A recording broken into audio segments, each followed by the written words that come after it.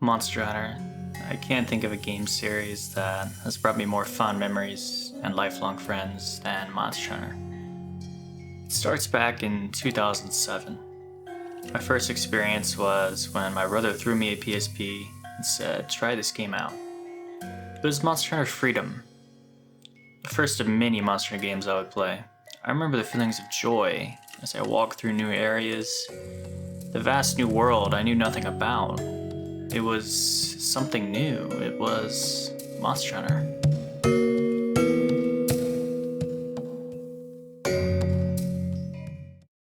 I remember playing with the sword and shield and light bowgun, my first two weapon choices. My brother used a great sword, a weapon I would later pick up as one of my mains. Over time, though, my brother would play with me less and less, and so I had to overcome the challenges of Monster Hunter on my own. My desire to play became lower. I had less fun being on my own, not to mention that Monster Hunter was far too difficult of a game for my 8-year-old brain to handle. I spent at least a year away from the game, but I decided to try it out again with two more entries in the series, Monster Hunter Freedom 2 and Monster Hunter Freedom Unite. The latter became my focus, as I realized it was Monster Hunter Freedom 1 and 2 put together. And for once, I played Monster Hunter by myself and enjoyed it. I remember Tigrex bullying me off a mountain and ambushing me when I tried to deliver Popo tongues. I remember beating him later on and making his armor and wearing it proudly as I overcome the very challenge set forth on the first day of my adventure. I remember the many urgent siege quests that blew my mind at the time, fighting Lao Shenlong, Shin Garan. Later on, I would defeat my first Elder Dragon, Kushala Daora, and over the course of months playing the game, I would enter high rank. I had thought I was close to beating the game, but little did I know, the real game had only just begun. Such is the beauty in Monster Hunter for a new player. We go through the game never knowing the next challenge await us, slowly becoming a better hunter. Who can remember the first time they used a paintball to track down a monster? Or when they figured out how to capture a monster for the first time? First time we understood how skills worked, and how large of an impact that has on hunts to follow. Finding the weapons that best suited them, memorizing attack patterns of monsters in order to defeat them. Everything has a learning curve, and overcoming that and seeing yourself beat a monster that previously defeated you is an addicting feeling. Although I never beat Monster Hunter Freedom Unite, it did plant the seed for many Monster Hunter games to follow that would change my life forever. There were two Monster Hunter games that changed everything for me. It started on the Nintendo Wii with Monster Hunter Tri. In the beginning, I had to play offline because I didn't have internet at my mom's house. So I did, and I played offline and began to overcome some challenges. The first true challenge that set in my way was a monster called a Gobel. The Gobel is a monster based on an anglerfish and became one of my most memorable fights I've ever had in Monster Hunter. This was before I was an unstoppable hunter. I knew the basics of hunting and I thought it was just another quest, but I had no idea. The Gobel is one of the hardest monsters in the game early on. One of the reasons is because you have to fight him mainly underwater. Now there's a trick you can use on monsters like him. You can actually fish him out with a frog in certain areas, but I didn't know that at the time. I spent most of my time swinging at him underwater. The issues is with his spikes, his attack patterns. They require so much skill to get around underwater. But not only that, when you hit his spikes, you'll recoil off them and waste sharpness.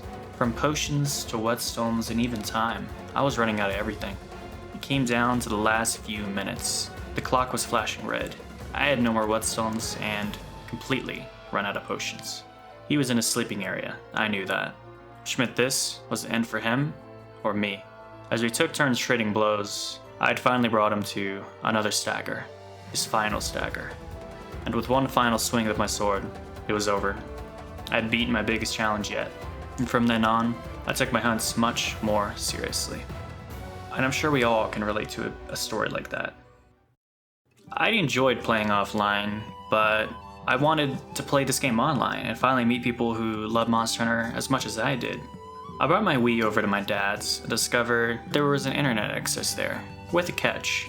My dad lived and worked at a mobile home at a car shop owned by his friends, who lived next to it. But most importantly, they had an internet connection. My dad was good friends with his boss, but they still didn't allow me in their house to play my Wii online. So, as a young scholar would do, I improvised the situation. I had a long extension cord coming from the car shop, and a TV set outside with my Wii. And from there, I would start my adventure online at Monster Hunter Tri. I would sit there for as long as possible every day, playing Monster Hunter Tri that summer. There are so many fond memories hunting monsters and becoming better and better. This was the first Monster Hunter I would master and beat. I had tons of equipment, and with solo speedrun hard quests just for fun. I had finally become a true hunter. The boy who picked up a PSP and played his first real Monster Hunter experience had finally mastered it. Unfortunately, this experience would stop. To my misfortune, I would have to stop playing Monster Hunter Tri online. Capcom shut down the servers, and without the newest Monster Hunter, I was out of an online experience. Fast forward to Christmas 2012, I begged my parents for weeks to get a new Wii U, so that I could play Monster Hunter 3 Ultimate, the newest Monster Hunter game out at the time. My parents pranked me by putting the Wii U in my brother's PS3 box, giving me false hope. So as I unwrapped what I thought was a PS3, ended up being a Wii U, and gave us all a great smile on our faces.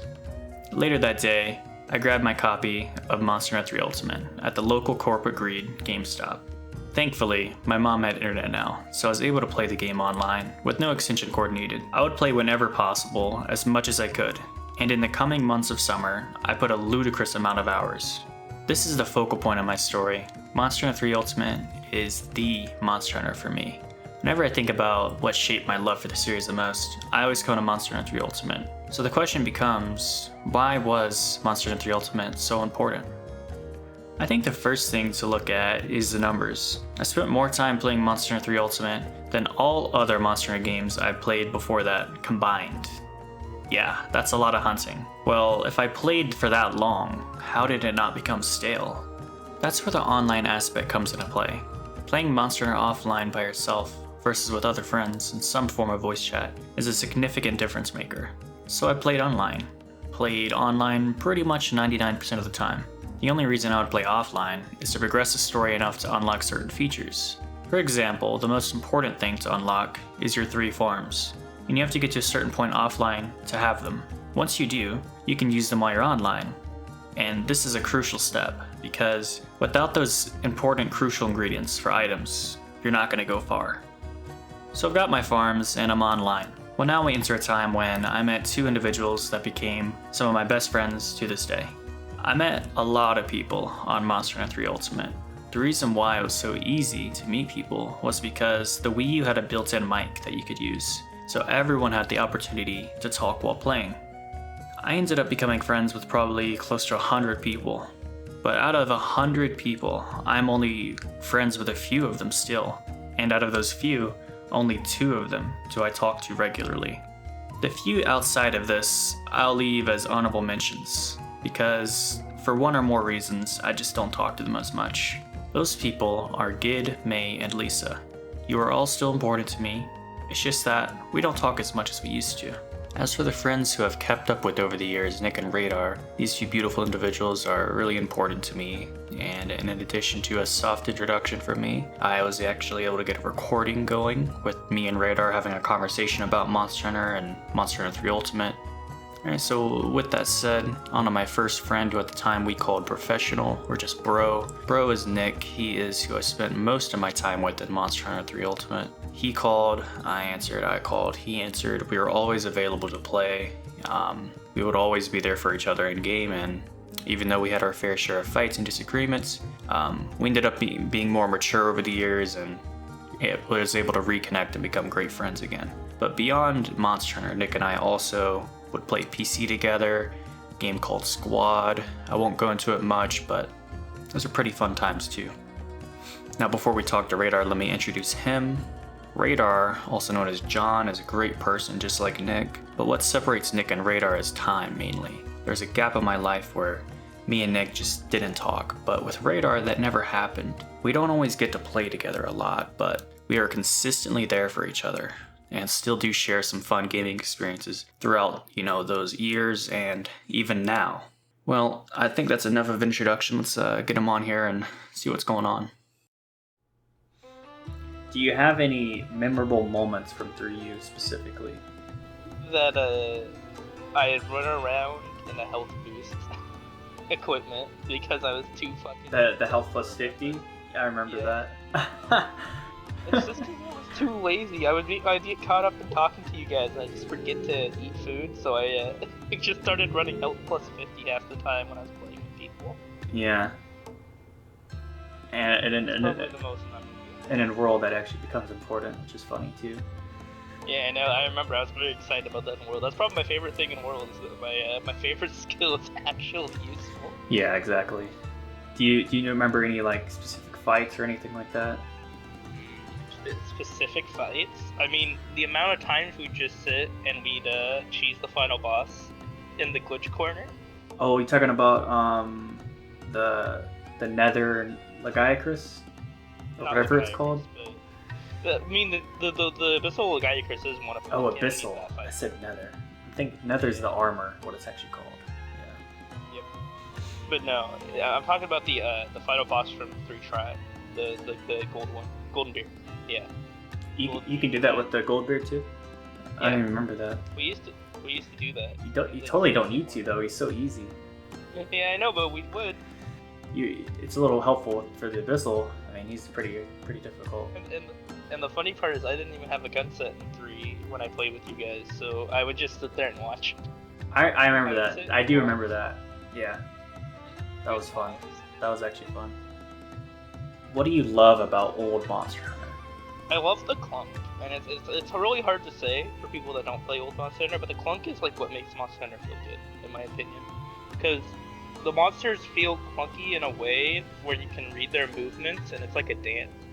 Like everything you do has a consequence, but everything they do has a consequence, and you can sneak stuff in, while also, like newer Monster Hunter is just way too fluid. It doesn't feel like a dance anymore. It just feels like you're like hitting them and dodging around. If that makes any sense. Yeah, I got that. I got that feeling when I was playing the old ones again. I played Freedom and Freedom Unite and 3 Ultimate for the video, and it's all so much different. Like everything's such a much slower pace, but because it's a slower pace, every action matters more. Yeah, I play all of the Monster Hunter games other than Freedom pretty regularly. I still play one occasionally, but not regularly. Like it's like every couple months thing for me. I'll play like one time. But I feel like you can tell the difference. Like my skills do not correlate back and forth. I can be good at both games, but the things that make me good at both games are not the same thing. I play them very differently. With like 5th gen Greatsword, I'm very aggro. I'm constantly in the monster's face, like shoulder bashing every attack, playing like a tank. Well, in like older Monster Hunter, I'm sort of just like running around in circles, waiting for head snipes. But it's like I prefer the head sniping because it's more interesting. I actually have to think about my movements and stuff, right? I have to think about where my body is, or I'm just gonna get smacked around like an idiot, like old times. All right, so. What are some positive changes that modern Monster Hunter has for new players? The same changes that are positive are the ones that were negative in the last question, like the smoothness of movement and like just ease of access. They're both like a bad thing and a good thing. They hurt like the in-game experience. They hurt the experience for people that are experienced, right? But it's much easier to get into the game, so newer players can get stuck into that in-game far easier. They're not getting beat to crap like I was when I was like 7 years old playing Freedom Unite, right? I think a change that is positive for both old and new players is like item sets and equipment sets, stuff like that. Oh yeah, that is a good change. Yeah. I mean, to be fair though, item sets and equipment sets have been around since 30 and 2. Not item sets though. Not item sets. Item sets have been around since 2. That's actually a really big one. That's a big deal. Yeah, that does help, even though I see most new players not using them. fun fact. I have to teach so many new players that they Yeah, I guess that's maybe a little complicated for new players. They're still lost in the beginning loop. They're trying to figure out how to play the game, right? Alright, so that leads us really well into our next question, which is, what keeps the game fresh for you, in your opinion, and how do you keep playing it? Well, it's much easier than it was like years ago, just due to how much content is out there now. Because like, for a new player, they might play Rise, right? They'll get 300 hours into it, and then they'll get bored with the tally grind or whatever. But for me, even if I get to that point, I can just go and play an older game. Alright, well, thanks for being on Radar. Really appreciate it. You're welcome. So there it is. That, in essence, is why I was able to play that long, and then carry over those friendships through time. It's one thing to fall in love with a game and share that with friends, but it is entirely different if you can keep that friendship outside of the medium of which you met them. And that applies to more than just gaming, that's life. How many of your high school friends do you still talk to? What about your first job, college, beyond that? It's always a select few that make it out. And those people are the people we hold on to. So while Monster Hunter was such a fun game series that I could replay indefinitely, it would mean nothing if I didn't have people to share it with. So I really thank Monster Hunter for shaping my younger years into something positive. I still love it to this day and cannot wait for the PC port of Monster Hunter Rise, because that is going to be a game changer for me. So that's why I love Monster Hunter so much, and I doubt that there will ever be another co-op game that could ever come close to my experience with Monster Hunter.